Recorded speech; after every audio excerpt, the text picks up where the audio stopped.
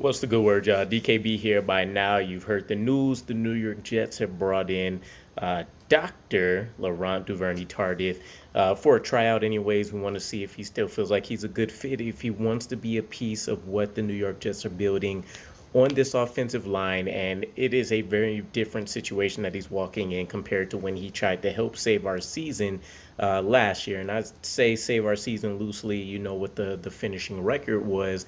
But in terms of our offensive line play, he comes in, he replaces Greg Van Roten essentially immediately. We see Greg Van Roten fall off a cliff, but it was a phenomenal pickup by Joe Douglas for a number of reasons. Greg Van Roten was, and I wouldn't even say it's undisputed, but one of the worst guards in the NFL for his tenure with the New York Jets.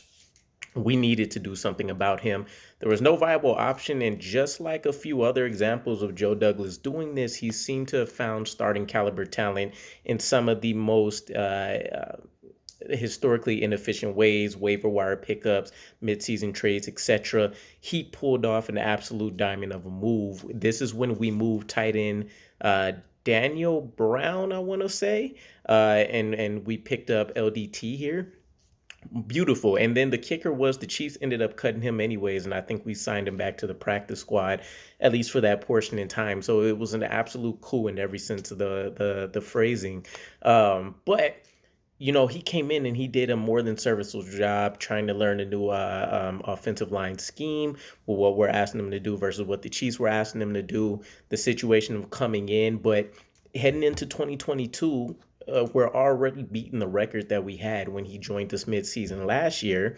And then in this case, he's not coming in with the expectation or the requirement, and I think this is rightfully so, that he's going to be a starter on this offensive line.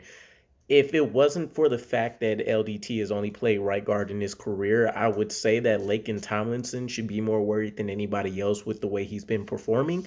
But Nate Herbig's been an absolute monster. And again, I think this will feed a lot into being able to kind of help develop some of the guys on the offensive line, whether that's helping get Laken Tomlinson right to whatever degree he can, or whether that's helping Nate Herbig in his ascension to potentially becoming, a starting level talent on this offensive line. It doesn't matter. But if we go back and think about what LDT was able to offer us last year, he comes in mid-season. He ultimately plays about 390 snaps, two penalties in those snaps. One of those ultimately got declined. So he came in and did phenomenal work. And keep in mind, the contract that we got him on, we only had to pay him 1.5 million, and that should be around the same ballpark, maybe potentially a couple 100,000 less, something to that effect, just based on the fact that he's not coming in as a starter. And I think that was every intention when we did grab him last year. But it would be an extremely smart move for us. I mean, right now, yes, we're looking at Laken Tomlinson. We're looking at Nate Herbig, but then we don't really have anything behind them.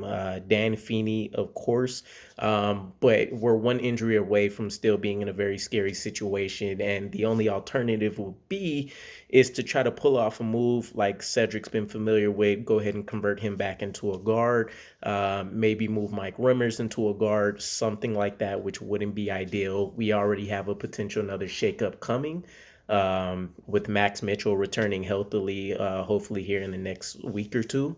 But I'm extremely overjoyed with the news. I mean, Joe Douglas, you can see that the wheels are turning. He's continuously lifting up stones, and the man's more often than not finding gems, which is absolutely crazy. But let me know what you guys would think about an LDT signing. Is it overkill at this point? I mean, we have a stable of tackles at this point. At least we have a handful of them that do have guard experience. But I think at this point, with the turnover, the injuries that we've had, the lack of performances in certain situations, I think we'd be better off than not with LDT having his veteran savvy, understanding that he's going to bring a certain level of professionalism, leadership, and then of course the on-field performance being one of the biggest pieces. And all at a rate of under 2 million, you don't get a better opportunity than this. So I like seeing the fact that, you know, when he opted out to go finish his residency, that we said we'd leave the door open. Robert Saleh provided that to us in a press conference, and that held true. LDT could definitely go out and go to a lot of other teams, but I think this also shows a lot of respect in what we've been able to accomplish in his absence, and we're seeing the rest of the league really take notice in that. So again, let me know what your guys' thoughts are, and I'll catch you again. Peace.